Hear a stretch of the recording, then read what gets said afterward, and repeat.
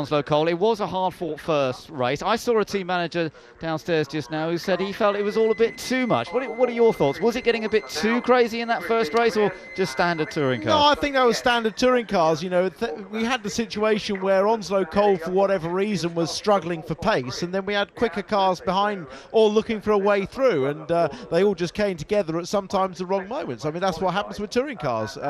You know, I think that maybe the barriers at the chicane contributed to the additional damage. If that hadn't been there, I think a lot of them would have got through scot-free, and that's something that maybe needs to be looked at for the future. But you know, this is the first time we've raced here with that chicane, and it's a learning process. But no, I don't think it was inherently anything at all wrong with the racing.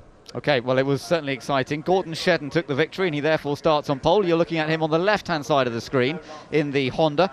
Tom Chilton, he's going to be starting alongside, and, well, it could be quite a battle between these two. We've seen how quick in a straight line that Ford can be, although the equalisation seems to be working. Let's just take a look at that grid then. It's Shedden and Chilton on the front row. Matt Jackson, who drove so well in the Airways BMW, starts third this time, and he'll be coming through again in the latter stages. Alex McDowell's got a good opportunity in the Silverline Chevrolet.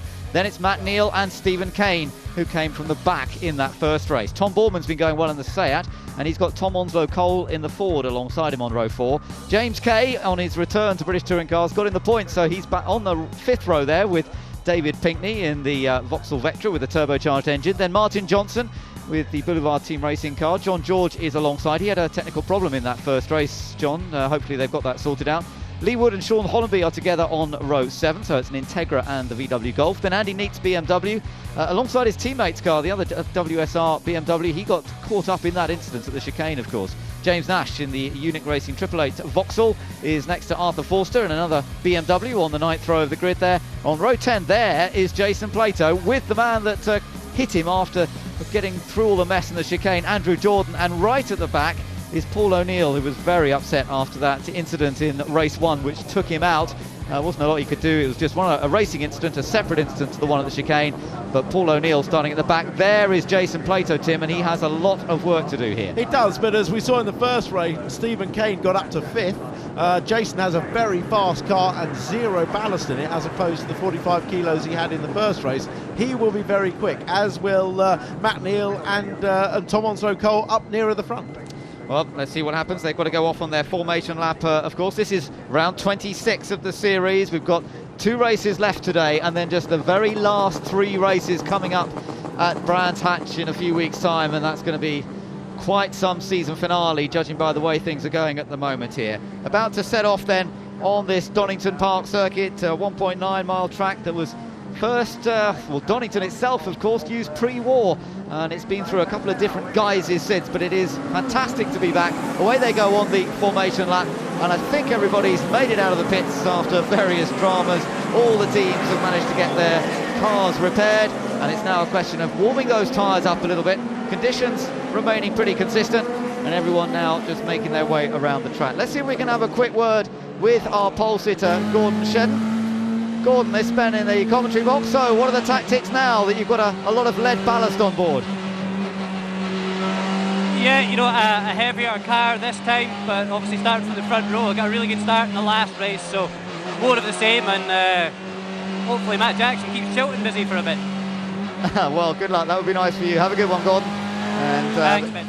Concentration there, again, very clear, Tim, as he builds up for this one. Yeah, I mean, as he said, he made a very good start in the first one, and Chilton sitting alongside him didn't make a good start. So he has the opportunity at least to perhaps lead into the first corner. Matt Jackson, we know, will be challenging him, but I think it's going to be a hard task for him to win this race with maximum ballast on. We have seen it happen before this year, but this is going to be tough. It is going to be hard, but we'll have to wait and see. There we are on board with Jason Plato, who's going to be coming from the very back of the grid, as we've seen, or just about the back. Now, he's getting a feel for a car that has been hastily put back together, so quite an important feeling here that he's trying to develop. Yeah, I mean, a driver is used to changing setups and driving out flat out straight away, so, you know, he won't worry him. I mean, the car, as long as it's gone back together mechanically sound, I'm sure it has, he won't be worrying about whether is it going to feel the same or not. He'll just drive it, and I'm sure it will be absolutely fine. Interestingly, Chevrolet, since they returned into touring cars, haven't had a great deal of success here at Donington. They only had the 1 podium here last year, but maybe they can turn it around. McDowell is well up on the grid this time because he had a good first race, Sometimes he tends to lose places in the race, but this time he made up places and finished 4th, didn't he? Yeah, I mean, he was unhappy after qualifying because he felt the car just had too much understeer. The front tyres were turning but not going round the corner. It was actually chirping across the road, but they made some changes to the car and it looked like it improved it in the first race. So here we go then, cars making their way onto the grid. One change, of course, with the slightly revised chicane here, Tim, is that the cars that are last on the grid get a straight run instead of being halfway around the corner. Yeah, but it certainly helps, doesn't it? I mean, the only other thing, though, it does mean that they're going to be going fairly quickly when they get to Redgate. Yes, that's right. The grass is still a bit damp from overnight rain, but the track is good and dry. There's Plato. Andrew Jordan also fast behind him. He was the car that collected Plato. Nothing he could really do about it, collecting some of those polystyrene bales. There, right at the back, is Paul O'Neill, and we'll be watching for him to move up as well. The Integra has always been a very good car. Martin Johnson, though, has pulled into the pit lane, so it looks as though the privateer is in a bit of trouble there with his venerable Vauxhall Astra Coupe, so that's a shame. But let's focus on what's going to be happening up front. Gordon Shedden on pole position. Tom Chilton second on the grid. Matt Jackson in the rear-wheel drive BMW. Which of them is going to get off the line well here? That's the big question mark. Lights about to come on, and we're going to be racing once again. Bit of creeping from Matt Neal, away we go, and Shedden makes a good start, but Matt Jackson makes a very good getaway in the BMW, gets out of Tom Chilton, and Tom Chilton not getting off the line particularly well in both races today. Matt Jackson slots into second, but a good start by poleman Gordon Shedden. Yeah, as we expected, and the rear-wheel drive BMW making a good start. Matt Neal, having had that little creep, then lit the wheels up, and he's dropped back several places.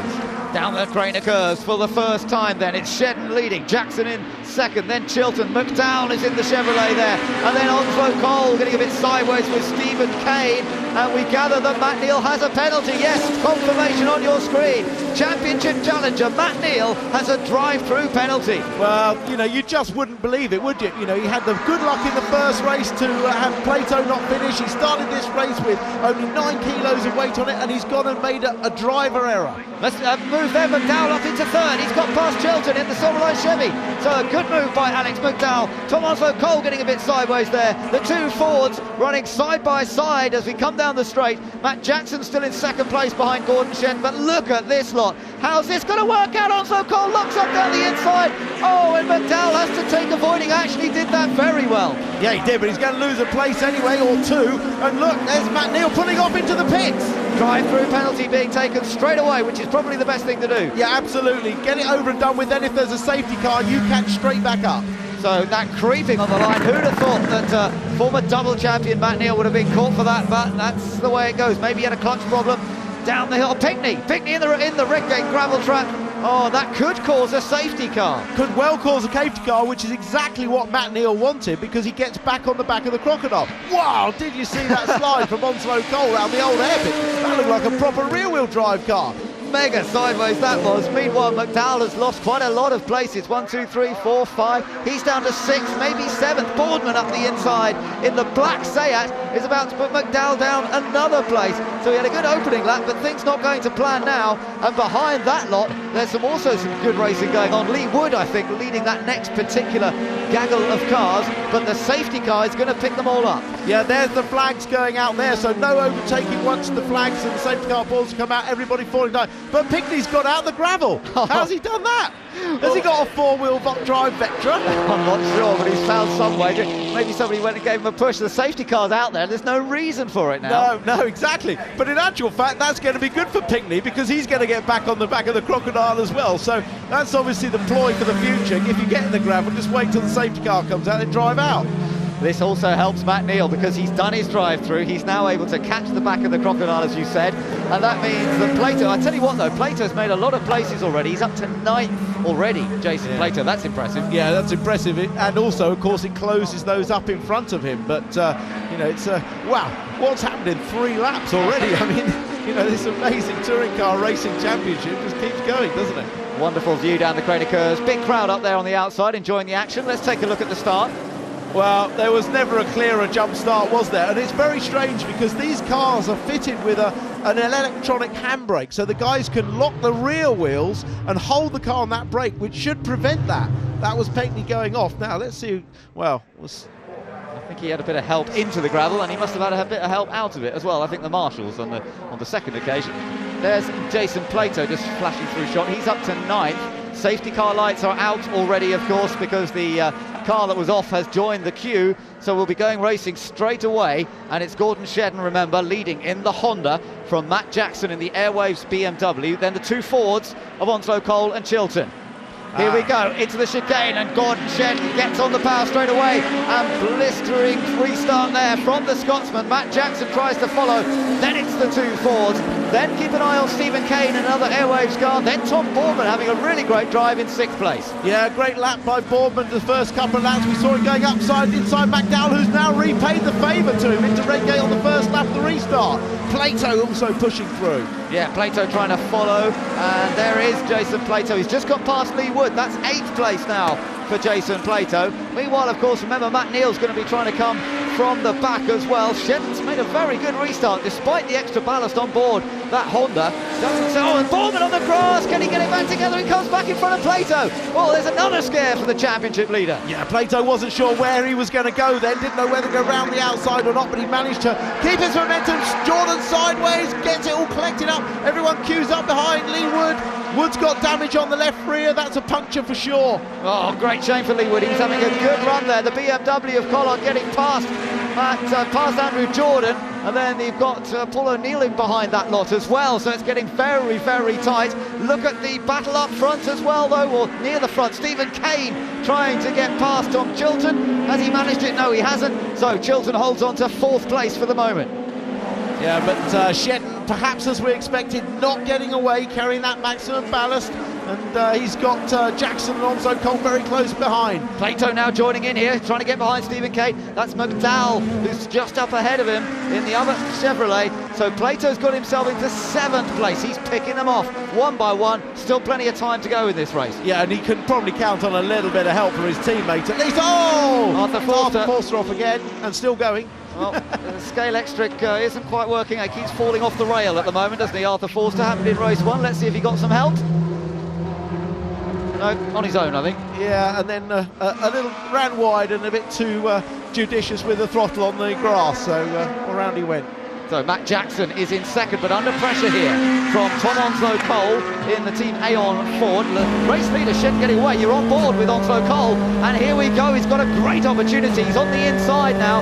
He's using that good straight line speed, and against the BMW, he should have the edge. Going into 2nd place, Tom Onslow Cole. Jackson can't fend him off, and into 2nd goes the Ford. Yeah, and I mean, you know, you have to say, everybody talks about that Ford being so quick on the straights, but really and truly, Onslow Cole did that through the corner. You know, he got the corner right, carried more momentum, and really nailed it. No doubt, Tom Onslow Cole has been one of the stars of this year's championship. He is consistent, he's very fast as well. Now he's chasing after race leader Gordon Shedden. We'll see if he can close the gap up to the flying Honda that's leading this race. Wonderful view as they come down the Craners, that rear-facing camera into Old Hairpin, another classic corner. I'm so glad we're back at Donington. To have lost corners like this would have been a real travesty, but they're racing hard here this weekend. Yeah, this is the battle with McDowell, Kane and Plato all really tied together. Plato looking, can he do a Matt Neal dive at the inside? Oh, as Kane defends that, saw that coming. James Nash is on the back of that group in the black Vauxhall, enjoying the fun and games here. McDowell going very defensive. This could help Plato in the 2nd of the Chevys, because they're all bunching up so much, and Nash is going to try and go around the outside. It's going to be almost 4 abreast. It's certainly 3 abreast, and Plato's got the inside line. Oh, this has got repetition written all over it from the first race, but Plato's on the inside this time. Can he hold on? I think he can, and Nash is trying to follow him. Oh, Joe Kane has to go across the gravel, but Plato's done it. He's done 3 cars in one fell swoop. Yeah, that was a great move. I thought that was coming when they came through McLean's and Coppice. You could see Plato teeing it up, but Kane and McDowell had no choice but to go through the gravel to avoid those barriers. Matt Neal, by the way, has got up to 13th. He's just at the back of this next group. Matt Neal closing on that group. Boardman under a pressure from Collard and the BMW on the inside. Collard gets in front, just squeezes in front of the Seat. Andrew Jordan tucked in behind that. On board with Andrew Jordan as we come down to what's called the Old Hairpin. It's nothing like a hairpin. It's a fast sweeping corner, and Jordan chasing after Tom Boardman. Yeah, it's a 4th gear corner, minimum speed of 90 miles an hour. Like no hairpin I've ever heard of, but very, very quick. up the hill. Oh, Boardman are very defensive on the inside. Jordan runs into the back of him, but there's no change. No, doesn't push it wide, manages to hold on. Boardman driving really well in the Club Seat car this weekend. Look how much curve Jordan takes on the inside there. It's a popular trick for the front wheel drive cars to leap over that curve on the inside and shortcut the corner. Look at the power here as the turbocharged Vauxhall comes down alongside the Seat, and there's nothing Boardman could do about it. Matt Neal going through past McDowell behind him. Matt Neal gaining one, and he might gain another one. Real charge this from Matt Neal. Let's see where this puts him. Yeah, across the line, he's gained that other place. He's now into 10th position. Yeah, he carried really good momentum through there, just caught Boardman on the exit as McDowell and Boardman continue their private sort of battle. Paul O'Neill in 13th place, just in that group as well. Just got ahead of Boardman, in fact, so he's moved up another one, so he's up into 12th, I think. We'll check that next time around. Up front, remember, it's still Gordon Shedden who leads this race in the other Honda, but look how Onslow Cole has caught him. We wondered if he would, and now you've got the two racing for the lead. Gordon Shedden carrying maximum ballast, Tom Onslow Cole carrying no ballast. Yeah, no surprise, Onslow Cole set the fastest lap of the race on the last lap, so that's good pace to do that on lap 6 in a front wheel drive car, so he clearly has got good pace. On board with Tom Onslow Cole. Watch the speed here as they come to 125 miles an hour, nearly 130 just before they brake. Oh, I thought he was going to run into that. Was a mistake, surely. Yeah, that was braking too late. You heard the revs drop as he locked the front wheels momentarily, but he still made the chicane, but lost on the exit. So all that hard work, he's got to try again now on this next lap. He lost a couple of tenths of a second by doing that. So, and meanwhile, a little battle going on between Kane and Collard for 7th place. Kane and the Airwaves car on the inside, Collard on the outside. BMW versus BMW, and Stephen Kane just has the edge, I think. Collard, a race winner here last year, can't quite fend him off. Yeah, Plato's now taken that fastest lap and on the last lap, so we've seen this before from Plato. When his car is light, he can set fastest laps very late in the race, so he's still flying. Yeah, and there's still some way to go in this race. Plato's already in 5th. Remember, he started from the back, but he's closing on the two ahead of him, Tom Chilton and Matt Jackson. There's a real opportunity for Plato still to get a podium finish out of this. Yeah, very much so. I really wouldn't be surprised if he doesn't. So he's flying at the moment. Look at Tom Chilton lining up to try and put a move on the BMW of Matt Jackson. Jackson having to go a little defensive. There's no doubt in a straight line here the Ford should have a slight edge, but then under braking and on traction the BMW should have the edge. Out of the chicane, the BMW beautifully balanced, running right out to the edge, but Plato is getting closer and closer to these two. Yeah, he's really taken yards off them on this lap alone, hasn't he? Lopping a look at that. Oh, so close up behind. Chilton having a think about it, but Plato had the ideal line in. He swept in wide, and that's given him a great run out of the corner. Perfect for Jason Plato. Surely he's going to have a go at Tom Chilton through the crater, side by side through the crater curves. Oh, 130 miles an hour, and he's done it. Got down the look how sideways Chilton gets. He doesn't mind that car a bit loose, does he? He chucks it in like a rally car. But Plato's gained another one. That's put him in 4th position now, and it's just one more place to gain to get on the podium coming from the back. Meanwhile, Matt Neal is down in 10th place, didn't make so many places on that last lap, and so in terms of the championship, Plato putting himself in a stronger position once more. Yeah, this is when, you know, champions medal. This is the leaders side by side. Remember, they had contact, didn't they? No, that was Onslow Cole, that was Chilton and Shedden in the first race, but Onslow Cole's through. Yeah, Onslow Cole takes the lead. He's got it from Gordon Shedden. And remember, both these two are battling with Plato for the championship as well. They're going to pass Matt Neal in the points if they stay where they are. But in the background, Jason Plato is moving into 3rd. Is he? They're side by side as they cross the line, and the Ford is right in there as well. He's got into 3rd, and Jason Plato from the back has got himself into a podium finishing position. A superb performance once again here by Jason Plato, but the championship's still going to be mighty close. Yeah, well, this is when, you know, championships are won and lost. When the chips are down, you've got to produce something. You know, this is when we see the best of Plato. Look at the team, the RML team, really pleased. There's the grey-haired Tim Plato, Jason Stad, chewing really hard on some chewing gum. Let's not forget the work that crew, including Tim, who was down there lending a helping hand, have done to get that car out there. Meanwhile, Chilton makes a move up the inside of Jackson, tries to do it. Jackson tries to stay with him around the outside, does so. Wow, That's pretty impressive. Well, Chilton gave him loads of room, acres of room. I mean, he actually made the pass really well, but gave Jackson the opportunity to cut back as he's done now. That is going to be difficult for Jackson. This is where we'll see the power of the forward. He's inching ahead. Can he get cleanly in front and move over? He's trying to, but Jackson's not letting him. It's a real ding-dong battle this between Jackson and Chilton, and they're giving each other just enough room, which is lovely to see.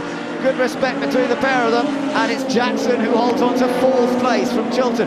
In the background, James Nash having one of his best runs, flashing his lights there, the youngster who was a Formula Ford runner-up in the Formula 4 Championship. Chilton through on the inside again. That was a late move. Yeah, that was a classic Donington Redgate move, a dive up the inside last thing, and a really good move. I thought that car was not supposed to be very good on the brakes.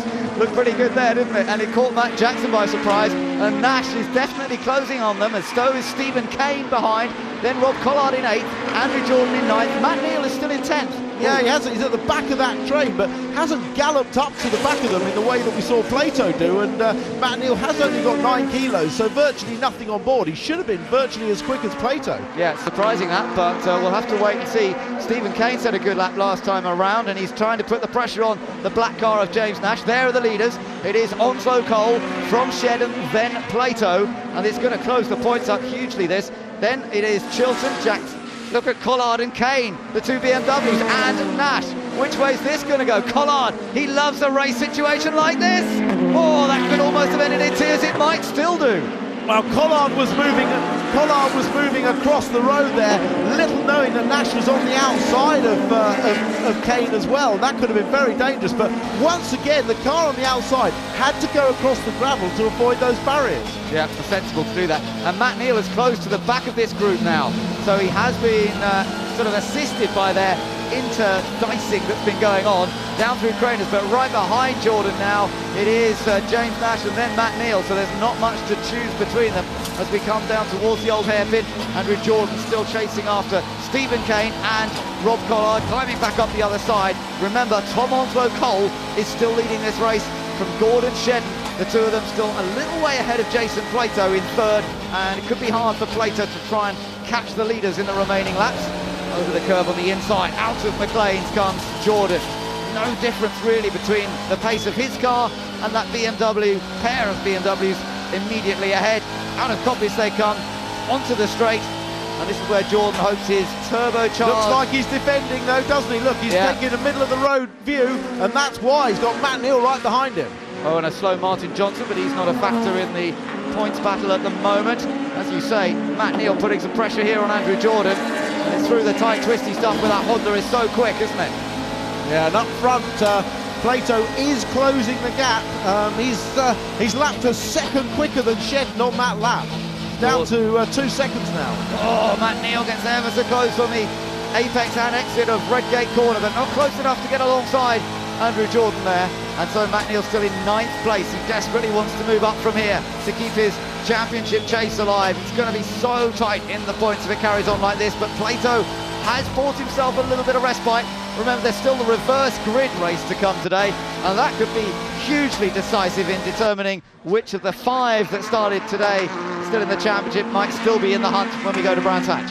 Yeah, I'm sure Mike Jordan, Andrew's dad, will have been telling him where Matt Neal's favourite place to pass is, up the inside into McLean, so he'll be defending that corner. Yeah, absolutely right. Onslow Cole still leading this race. We're on lap 14 out of 17. He's edged away from Shedden, which is what you'd expect, considering Shedden's still got that ballast on board. Impressive run, though, by the Scotsman, holding on to 2nd at the moment. As you say, Plato is bearing down on them, though, isn't he? Yeah, he's catching them very quickly indeed. A 1 minute 13.0 for Shedden, a 1 minute 12.4, another half second taken away there in that lap.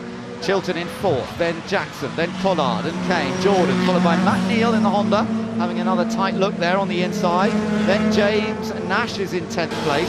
Alex McDowell's in 11th, Paul O'Neill is 12th, Bourbon 13th. James Kay is in 14th place. Andy Neat, John George, Lee Wood, all still running in this race as they flick their way down through the crane. It's 130 miles an hour down through that section of the track. That is impressive. Oh, and they all run wide there over the curve. Yeah, not so bad in the front-wheel drive car because it's pulling itself across, but get out wide there on a rear-wheel drive car with a full throttle and you could easily spin around. Here we go, that's the corner. Oh, huge closing speed from Matt Neal on the way into that corner. Didn't have quite enough that time though, did he? Didn't quite get down the inside. It is his favourite place though. They really, as you say, use the curve there. Back on the power, up through that sequential box, and no real gain there for Matt Neal. And this is where the Vauxhall might just edge away inch by inch until they get on the brakes. And here comes Matt Neal really late on the brakes. Oh, that was fantastic. What a bit of timing. That was really late. He just lunged it up the inside, just got the car stopped before the barriers on the left-hand side. But that's all you need to do, because the guy on your outside can't get a run at you. And now Nash is trying to get through, but he's on the outside. He'll have to cut back. Normally aspirated Vauxhall, the black car, versus turbocharged Vauxhall, the multicoloured Pertec car. Which one's going to have the edge? Doesn't look as though there's much to choose between them. No, very similar, very close. Well, now it'll be interesting to see if Matt Neal can push ahead now. Watch this, a very late lunge. There's a good distance between them, about half a car length as well, so he must have left his braking at least a car length later.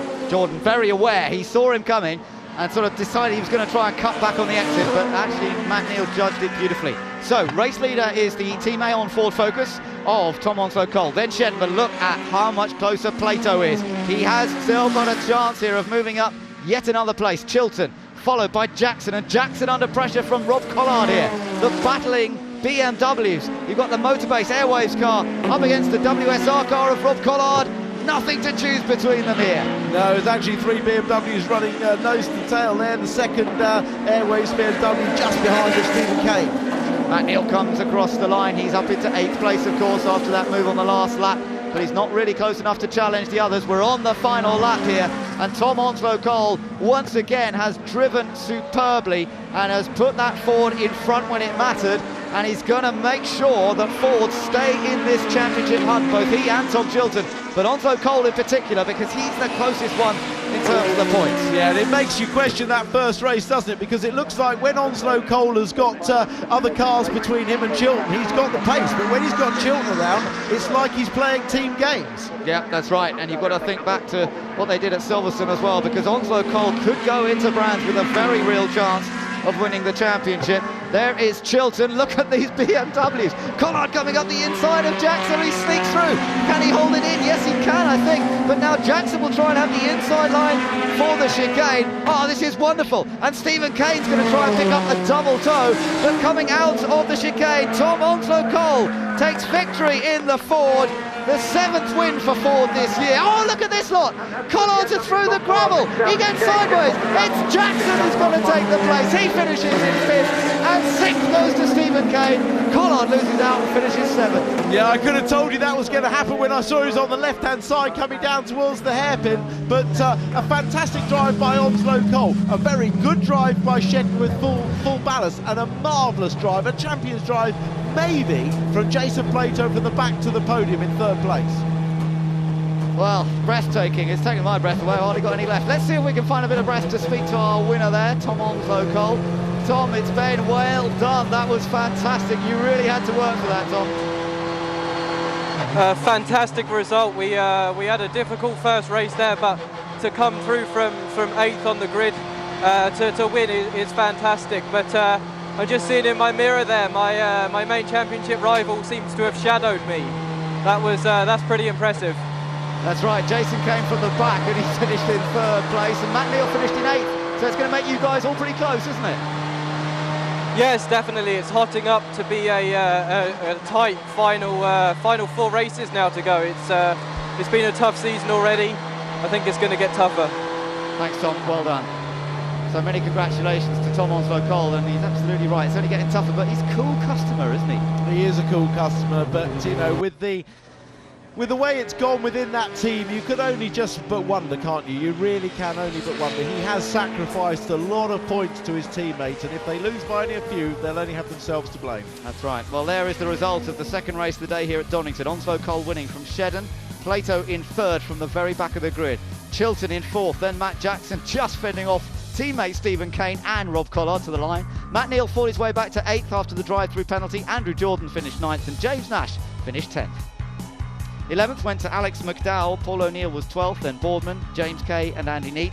John George finished in 16th place, and Lee Wood, then Dave Pickney, Sean Hollenby and Arthur Forster. So let's see what it means in terms of points. Right, here we go. Still pretty tight at the top, isn't it? But Shedden and Onslow Cole are both ahead of Matt Neal, as you can see. They're both on 198 points. 15 points the gap between themselves and Jason Plato. Remember, a race win is worth 15 points. That's how close it is. Matt Neal is still on 191, so he's only another 7 points behind. The guy that is losing out a bit, that 5th challenger, Tom Chilton. And that's why, in a way, Team Aon surely now have to focus their efforts on Tom Onslow Cole. So, real drama there in that one, Tim, and as we wait for them just to make their way